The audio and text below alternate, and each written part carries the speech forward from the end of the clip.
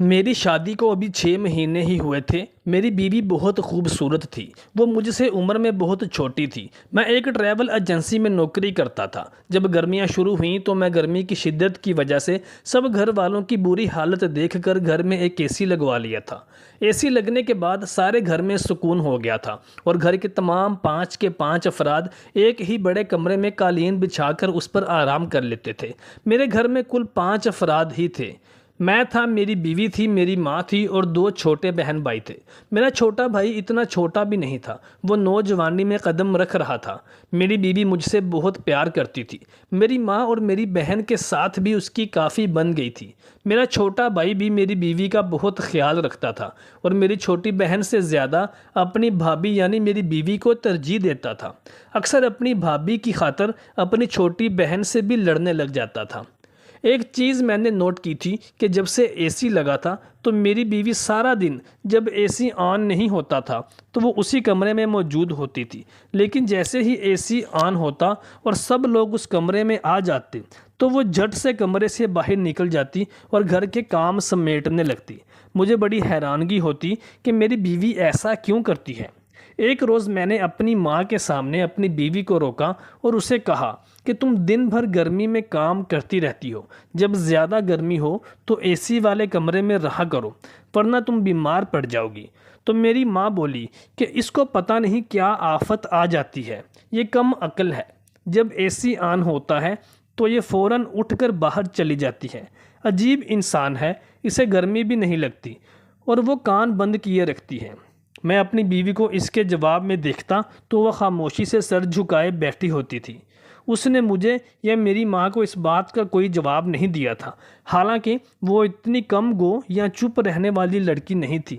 وہ اچھا خاصا بولتی تھی اور مجھ سے بھی خوب باتیں کرتی تھی اور کسی نہ کسی بات پر اکثر بحث بھی کر لیتی تھی۔ میری ساس کا انتقال چند سال پہلے ہوا تھا، اسی وجہ سے میری بیوی میری ماں کو اپنی ہی ماں کا درجہ دیتی تھی اور ان کی بہت عزت کرتی تھی۔ کبھی کبھی مجھے یہ بھی لگتا کہ شاید میری بیوی میرے چھوٹے بھائی جو کہ ابھی نوجوانی میں قدم رکھ چکا ہے اس کے کمرے میں موجود ہونے کی وجہ سے جھجکتی ہے اور وہ اے سی والے کمرے میں نہیں جاتی، اور مجھے وہ اس کے بارے میں بتانا بھی مناسب نہیں سمجھتی کہ میں کہیں اس بات کا کوئی غلط مطلب نہ لے جاؤں۔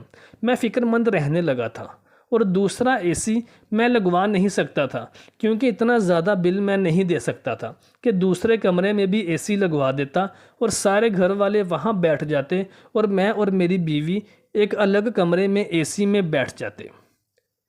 ایک روز میں رات کو دیر سے گھر آیا تو حسب معمول میری بیوی اس اے سی والے کمرے میں موجود نہیں تھی اور میرا چھوٹا بھائی بھی کمرے سے غائب تھا۔ میں نے کچھ دیر کمرے میں لیٹ کر ریسٹ کیا، پھر چائے کی شدید طلب ہونے لگی تو میں اٹھ بیٹھا۔ میری ماں میرے ساتھ ہی گہری نیند میں سوئی ہوئی تھی، اس لیے میں نے انہیں اٹھانا مناسب نہ سمجھا۔ میں کمرے سے نکل کر دوسرے کمرے کی طرف بڑھا تاکہ اپنی بیوی کو جا کر چائے کا کہہ سکوں۔ میں کچن کی طرف بڑھا تو وہاں سے مجھے ہلکی ہلکی باتوں کی آوازیں آنے لگی۔ میں نے حیرت سے آگے بڑھ کر کچن میں جھانکا تو سامنے کا منظر دیکھ کر مجھے ایک زبردست جھٹکا لگا۔ سامنے میری بیوی اور میرا بھائی موجود تھے۔ میری بیوی مجھے دیکھ کر بری طرح سے گھبرا گئی تھی اور جلدی جلدی سے اپنی بھیگی آنکھیں صاف کرنے لگی، اور میرا بھائی بھی گرم گرم چائے کیتلی میں سے نکال کر کپ میں ڈالنے لگا، پھر اپنا کپ اٹھا کر کچن سے باہر نکل گیا۔ میری بیوی مجھ سے پوچھنے لگی کہ اگر میں سبز چائے پینا چاہتا ہوں تو دوسرا کپ میں لے لوں۔ اس کی آواز میں بھاری پن پیدا ہو رہا تھا۔ میں نے نفی میں سر ہلایا اور آگے بڑھ کر خود اپنے لیے چائے بنانے لگا۔ میری بیوی خاموشی سے ایک طرف بیٹھ کر سبز چائے پینے لگی اور میں خاموشی سے اپنی چائے بنا کر کمرے سے نکل آیا۔ میں سوچ رہا تھا کہ اگر میری بیوی کو کچن میں میرے چھوٹے بھائی کے ساتھ کوئی مسئلہ نہیں تو پھر یہ کمرے میں سونے میں کیا دقت ہے، کیا بات تھی، مگر میں اس سے کوئی بات نہ کر سکا۔ میں تھکا ہوا تھا، اس لیے میں جلدی سے آ کر اپنے کمرے میں سو گیا۔ اس بات کو کچھ دن گزر گئے، میرے دماغ سے یہ بات بالکل نہیں نکل رہی تھی، میں الجھ رہا تھا۔ ایک روز جب گھر میں آرام کر رہا تھا تو اچانک بجلی چلی گئی۔ اس روز موسم کافی اچھا ہو رہا تھا، باہر ہلکی ہلکی بوندا باندی بھی ہو رہی تھی، اس لیے گھر والوں کی نیند میں کوئی فرق نہیں پڑا۔ مگر مجھے محسوس ہونے لگا کہ جیسے گرمی ہے۔ میں کمرے سے نکلا، مجھے اپنی ماں کی بات یاد آئی کہ تمہاری بیوی حیران کر دیتی ہے، اسے آخر گرمی کیوں نہیں لگتی، یہ اچھے موسم میں بھی کمرہ بند کیے پڑی رہتی ہے۔ میں قدم بڑھا کر اپنے کمرے کی جانب بڑھ گیا اور دروازہ ایک جھٹکے سے کھول دیا۔ میری بیوی ہڑبڑا کر سیدھی ہوتی ہوئی دروازے کی سمت دیکھنے لگی۔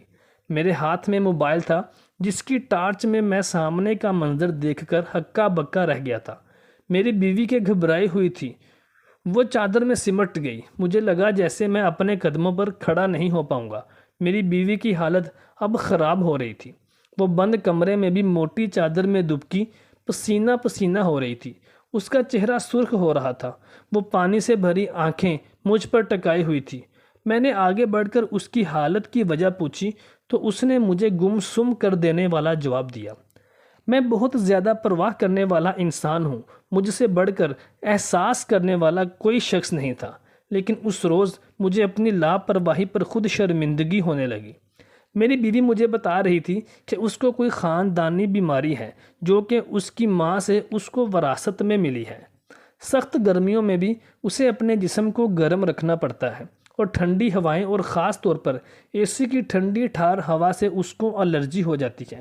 اس کے چہرے پر دانے بن جاتے ہیں اور اس کے گلے کے اندر ایسی ٹھیسیں اور خراشیں اٹھتی ہیں کہ جس سے اس کو سانس لینا بھی محال ہو جاتا ہے۔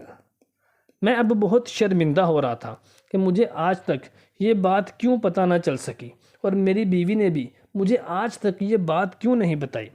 میں نے اس سے پوچھا کہ تم نے مجھے اتنے دنوں سے یہ بات کیوں نہیں بتائی؟ تو کہنے لگی کہ میں کیا بتاتی، میری ماں کے ساتھ میرے اپنے گھر میں جو کچھ ہوا وہ سب کچھ دیکھنے کے بعد میں نے یہ پکا ارادہ اور تہیہ کر لیا تھا کہ میں اپنے سسرال میں کسی کو بھی یہ بات نہیں بتاؤں گی۔ میں نے پوچھا کیا تمہاری ماں کے ساتھ کیا ہوا تھا؟ تو اس نے بتایا کہ میری ماں کو یہ بیماری تھی کہ اس کو ٹھنڈی ہواؤں سے الرجی تھی، اس کی جلد پر ایسی خراشیں اور زخم پڑ جاتے تھے، چھالے پڑ جاتے تھے، تو میرے گھر والے خاص طور پر میری بڑی پھپھو جو ہمارے گھر میں ہی رہتی تھی، وہ میرے باپ سے کہتی کہ تمہاری بیوی بہت ڈرامے باز ہے، یہ ڈرامے کرتی رہتی ہے، اسے کوئی مسئلہ یا بیماری نہیں ہے۔ اور میرا باپ بھی ہمیشہ اپنی بڑی بہن کی بات کو ہی ترجیح دیتا تھا، اور میری ماں ہمیشہ گھر کے کاموں میں مصروف رہتی تھی اور کچن میں ہمیشہ کام کرتے کرتے ان کے پورے جسم میں وہ الرجی پھیل جاتی تھی اور وہ رات کو تکلیف سے روتی، مجھ سے دیکھا نہ جاتا تھا۔ ایک بار میں نے اپنے باپ سے کہا کہ میری ماں کو دوائی لے دو، ہسپتال لے جاؤ، لیکن میرا باپ ہمیشہ یہی کہتا کہ تمہاری ماں ڈرامہ کرتی ہے تاکہ گھر کے کام کاج نہ کرنے پڑے۔ حالانکہ میری ماں یہ سب تکلیف ہونے کے باوجود بھی کبھی کام سے دور نہیں بھاگتی تھی، بلکہ سارے گھر کے کام وہ خود ہی کرتی تھی۔ لیکن میرے باپ کو کون سمجھائے، ان کی آنکھوں پر پٹی بندھی ہوئی تھی۔ پھر جب کبھی بہت مسئلہ درپیش ہوتا تو میرا باپ پتہ نہیں کہاں سے کوئی گھٹیا سی دوائی لا کر میری ماں کو دے دیتا اور میری ماں کچھ بہتر ہو جاتی، لیکن اس کے بعد مزید اچانک اس کی طبیعت بہت زیادہ خراب ہو جاتی۔ جب میں تھوڑی بڑی ہوئی تو مجھے بھی یہ مسئلہ ہونے لگا۔ ایک دن میں نے بڑی مشکل سے اپنی ماں سے کہا کہ یہاں سے کہیں دور چلے جاتے ہیں، وہاں جا کر تمہارا علاج کرواتے ہیں، لیکن میری ماں نہ مانتی، اور میں نے بھی یہ تہیہ کر لیا تھا کہ جب میری شادی ہو جائے گی تو میں اپنے سسرال جا کر کبھی اپنی اس بیماری کے بارے میں کسی کو کچھ نہیں بتاؤں گی، تاکہ میرے سسرال والے بھی کہیں مجھے میری ماں کی طرح ڈرامے باز اور چال باز کہہ کر تانے مار مار کر دھتکار نہ دیں۔ میری ماں اسی بیماری کی وجہ سے ایک دن دنیا سے چل بسی۔ جب میری ماں مر گئی تو میں نے چیخ چیخ کر پورا گھر سر پہ اٹھا لیا۔ اپنی پھپھو کو، اپنے باپ کو میں نے بہت کوسا، بہت باتیں سنائیں کہ تم لوگ جو کہتے تھے میری ماں ڈرامہ کرتی ہے، اب تو وہ مر گئی ہے، اب مجھے بتاؤ وہ ڈرامہ کرتی تھی یا وہ حقیقت میں تکلیف میں مبتلا تھی۔ میں سوال کر رہی تھی کہ ماں بہنوں کا خیال رکھنے والے مرد اپنی بیویوں کے لیے ایسے پتھر دل کیسے ہو جاتے ہیں؟ کیا بیوی انسان نہیں ہوتی؟ سارا کچھ اس کی بہن بھائی ہی ہوتے ہیں۔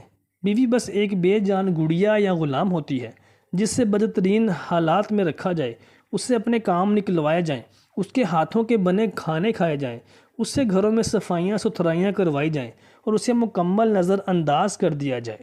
مجھے میری ماں کی موت نے پاگل کر دیا تھا، اور یہی سچ تھا کہ میں پاگل ہو چکی تھی۔ ماں کے جنازے اور 40ویں کے بعد بھی میں ہر وقت ایسی چیخیں مار کر باتیں کرتی، پھر رفتہ رفتہ میرے غم نے مجھے گمسم سا کر دیا۔ میں کونے خدرے میں چپ چاپ بیٹھی رہتی۔ میری الرجی بھی اب بڑھتی جا رہی تھی۔ میرے باپ نے پریشانی سے میرا علاج کروانے کی کوشش کی تو میں نے صاف انکار کر دیا، اور میں نے اپنے باپ سے صاف کہا کہ میں اپنی ماں جیسی زندگی گزارنا چاہتی ہوں، تاکہ آپ لوگوں کو بھی احساس ہو کہ بیٹیوں پر گزرے تو کیسا لگتا ہے، اور بیوی بھی تو آخر کسی کی بیٹی اور بہن ہوتی ہے۔ میرے گھر والے میری ضد اور پاگل پن سے تنگ آ چکے تھے، اور پہلی ہی فرصت میں ایک اچھا سا رشتہ ڈھونڈ کر بہت کم عمری میں ہی میری شادی کر دی تھی۔ میرا باپ جب اکثر میکے جاؤں تو فکر مندی سے سوال کرتا ہے کہ کیا سب میرا خیال رکھتے ہیں یا نہیں۔ شادی کے بعد بھی میری سوچ اپنی ماں والی ہی تھی کہ سسرال برا ہوتا ہے، مگر یہاں جب ساس نے ماں جیسا پیار دیا اور نند بہن کی طرح باتیں کرتی ہے اور خیال رکھتی ہے، اور دیور بھائیوں کی طرح فکر کرتا ہے، تو میری سوچ بدلنے لگی۔